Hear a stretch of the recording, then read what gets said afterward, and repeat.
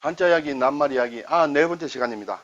네, 이번 시간에는 관세음이라는 그런 낱말을 한번 살펴보겠습니다. 앞 시간에 기독교라는 말을 좀 살펴봤죠. 종교적으로 너무 이렇게 편향을 가지고 하는 것이 아니고, 저는 낱말에 관심이 있기 때문에 종교적으로 너무 이렇게 받아들이지 않아도 되겠다는 말씀을 드리겠습니다. 오늘은 불교 용어가 되겠습니다. 관세음, 우리가 관세음 보살 이렇게 많이 얘기를 하죠. 여기에 대해서 글자 그대로 낱말이 어떤 말인지 한번 살펴보겠습니다. 관세음 이렇게 되겠습니다. 관은 볼관입니다. 새는 인간새, 음은 소리음. 새와 음은 우리가 좀 익숙한 글자이기도 합니다. 볼관자는 상당히 복잡하죠. 이것은 황새를 뜻하는 황새관의 볼견자입니다. 본다니까 볼견자, 부수자이죠. 근데 이 글자가 사실 조금 어려워요. 근데 이 글자는 하나 알아놓으면 상당히 좋습니다. 아주 복잡한, 이 글자가 들어가는 복잡한 것이 꽤 우리가 많이 쓰거든요. 한번 볼까요? 위에 부분은 모양으로는 일단 초도입니다. 그리고 이렇게 입구가 두 개 있습니다. 그리고 아래는 새추죠. 새추입니다. 그래서 황새, 새를 뜻하는 새추입니다. 결국 이것을 빼고 보면 어떤 새가 있는데 새의 어떤 뭐라 그럴까요? 벼슬이라 그럴까요? 이런 위 머리 부분이고, 그리고 이것은 눈이라고도 볼 수 있습니다. 눈, 새가. 여기에서 황새관은 황새가 눈을 이렇게 두리번 그린다. 어떤 논이나 이런 데 늪지대에서 이렇게 보고 있다가 어떤 먹이를 찾으면 먹이를 보는 거죠. 그래서 보면 이제 부리로 가지고 이제 먹는다, 잡는다 하는 그런 뜻으로 해서 눈을 두리번거린다 해서, 황새는 글자가 복잡하지만 아랫부분은 새추를 떼고 보면 위에 별것 없다. 그리고 본다는 뜻이므로 또 볼견이 들어가 있다. 이렇게 생각하고 앞으로 쓰지는 못하더라도 보면 그렇게 좀 파헤쳐가지고 읽을 줄 아시면 이것이 본다는 뜻이다. 그렇게 생각하시면 되겠습니다. 새는 인간새지요. 인간의 보통 세대는 보통 30년이라고 그러죠. 한 세대를. 그래서 이것은 사실은 글자를 뜯어보면 열십자 3개입니다. 이렇게 열십 이렇게 3개가 이렇게 쭉 연결이 되죠. 연결이 되고 이렇게 있고 이쪽에는 이렇게 이것이 새입니다. 30을 한 것이다. 인간새, 세상 할 때 한 세대, 두 세대 하는 그런 글자가 되겠습니다. 소리음은 사실은 좀 복잡한 글자예요. 사실은 여기 설립이지만 설립이 아니에요. 여기도 나릴 모양이지만 나릴이 아니에요. 여기서는 원래 이렇게 매울 신자죠. 매울 신은 침이에요. 칼이나 침이에요. 이것이 아래 부분은 이렇게 원래는 입이에요. 입 모양인데 입 안에 뭐가 있다. 그래서 입 속에서 우물우물거린다 하는 뜻이에요. 이것이 없는 글자는 말씀언이에요. 말은 딱딱 부러지게 하죠. 음절이 딱딱 부러져서 분명히 의사 전달이 되는데, 소리라는 것은 그렇게 발음이 명확하지 않고 웅얼웅얼거린다 해서 입 안에 뭐가 있다. 이 칼로 잘랐는, 원래는 자르면 이렇게 딱딱 끊어져야 되는데 입 속에서 나오는 말이, 그런데도 뭔가 남아있다. 이것은 소리음입니다. 네. 자세한 것은 제가 따로 강의한 부수자나 이런 걸, 부수자 강의를 보시면 잘 알 수 있을 것 같습니다. 네.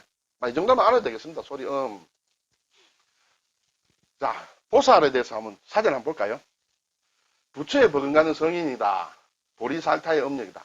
이런까지는 굳이 꼭 해야 되겠다. 그럴 필요는 없으리라 생각이 됩니다.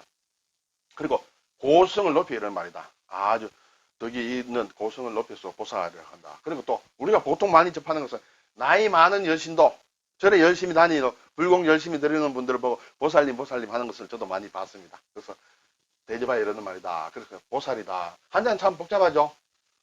한자는 저도 설악하면 좀 헷갈립니다. 네. 그래서 못 쓰는 거는 상관없습니다만 읽을 수는 있는 것이 좋지 않겠나 생각이 들고요. 자, 여기서 보리살타라는 것은 사실은 버머 산스크리트인데 또는 깨달음을 구하는 사람이다. 네, 보리살타. 우리가 보리수라는 것이 있죠. 보리수. 부처님이 보리수 아래서 덕도를 했다든지 이런 깨침을 얻었다든지 깨달음을 얻은 그런 나무, 사유수라고도 합니다. 사유 하나를 생각한다는 것이죠. 사유수. 또 슈베르트 가곡인가요? 물레방앗간 아가씨인가 거기 영가곡 중에 보리수라는 노래, 유명한 노래가 있죠. 그때도 이 보리수를 쓰고 있습니다. 한자로는. 네, 사실 보살이니 이런 것은 오늘의 관세음과는 직접 관련은 없습니다. 물론 관세음 보살이 있죠. 관세음 보살. 보살인데 어떤 보살이냐? 관세음. 저는 참 이 글자를 볼 때마다, 이 낱말을 볼 때마다 참 뭔가 울림이 있어요. 뭐냐면 세상의 소리를 본다는 것 아니에요. 소리는 듣는 것인데 왜 소리를 본다고 하느냐. 그런 의미에서 관세음, 청세음이 아니고, 청은 청취하니까 이거 듣는다는 뜻인데, 그건 청세음인데 관세음이에요. 네. 그건 제가 잘 모르겠어요, 사실은. 근데 어쨌든 괴로울 때 중생이 그의 이름을 외우면 관세음보살, 관세음보살 이렇게 얘기하는 것을 제가 연부를 하는 것을 많이 봤습니다. 대자 대비를 내리고 해탈하게 해준다고 한다. 관세음보살. 이것은 이제 관자재라고도 하고 줄여서 자재, 자유자재라는 뜻이에요. 관자재, 자유자재로 이렇게. 그리고 관음이라고도 합니다. 관음. 오늘 드리고 싶은 말씀은 사실은 관음에 있어요. 원래는 관세음이었는데, 관세음 보살이었는데, 어느 날부터 관음보살, 관음보살로 쓰이다가, 이제는 관세음이나 관음이나 관자재나 다 같이 쓰이는 거예요. 뭐 특별히 이게 맞고 틀리고 그런 것이 아니에요. 그럼 왜 이렇게 이것이 생겼느냐? 단순히 세자가 빠졌죠? 단순히 빠진 게 아니라 왜 빠졌냐 하면 이 사람 때문에 빠졌어요, 이 사람. 당태종 이세민이 이름에 세자가 들어가 있어. 비휘라고 하죠. 옛날에 황제나 임금이나 아주 성현들의 이름이 있으면 그 글자는 이제 쓰지 않는 거예요. 기피하는 거예요. 그래서 당태종 때문에 이름이 세민이야. 원래 임금들은 이름이 굉장히 어려운 외자가 많거든요. 임금들, 우리나라도 그래요. 임금들은 이름이 외자가 많아. 그리고 잘 안 쓰는 글자를 써요. 왜냐하면 임금 이름을 함부로 쓸 수가 없기 때문에 다 그 글자를 피하게 되면 이게 쓸만한 글자가 없지 않겠습니까? 그래서 정말 생활에는 잘 안 쓰이는 글자들을 가지고 임금 이름을 쓰는데 이 양반은 이름이 세자나 민자나 얼마나 많이 쓰이는 글자예요.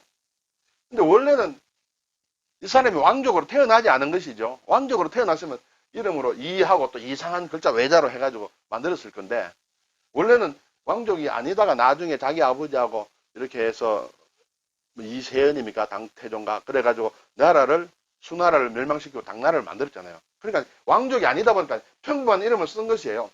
그래서 이제 골치 아프게 됐죠. 그래서 관세음에서도 세자를 뺐어요. 그리고 관음 그렇게 됐다라고 제가 알고 있습니다. 예를 하나 더 들면 한나라 고조 유방 때문에 나라 방자가 나라 국어로 많이 바뀌었어요. 물론 옛날에도 방이라는 것이 있었고 국이라는 나라 글자가 있었어요. 그런데 방이 많이 쓰였대요. 지금 우리가 쓰는 예를 들어 우방이라는 나라 있지 않습니까? 우리가 이웃 나라를 친한 친구 나라 우방국이라 그러죠. 우방. 또 연방이다. 뭐 이렇게 할 때 방자가 나라 방인데 한고조 유방이 황제가 되고 나서 이 방자를 또 못 쓰게 한 거예요. 그래서 비슷한 같은 뜻의 국자를 많이 쓴 거예요. 유방 때문에 요 방자. 유방 마찬가지로 저거 했죠. 자기가 나라를 세웠으니까 왕족으로 태어나지 않았죠. 네. 공자님도 마찬가지죠. 공자님 이름이 공구죠. 그래서 조선시대에 아주 그냥 열렬한 우리 선비님들께서 우리 그때 대구, 제가 지금 대구에 있습니다만 대구가 원래 이렇게 썼는데 이렇게 하면 안 된다. 성현님 글자를 같이 쓰면 안 된다 해서 이렇게 바뀌었다. 제가 뭐 몇 군데서 말씀드렸습니다만 이 피휘 때문에 관세음이 관음이 됐다. 그리고 우리가 주로 많이 쓰는 카메라 중에 캐논이라는 것 있죠. 이것도 보면 원래는 관음의 일본식 발음이 간논이거든요. 거기서 이제 이렇게 캐논으로 발전을 합니다. 원래는 그거는 관음에 있다. 여기서 뭐 몰라도 되겠습니다만 뭐 알아도 상관없겠죠. 감사합니다.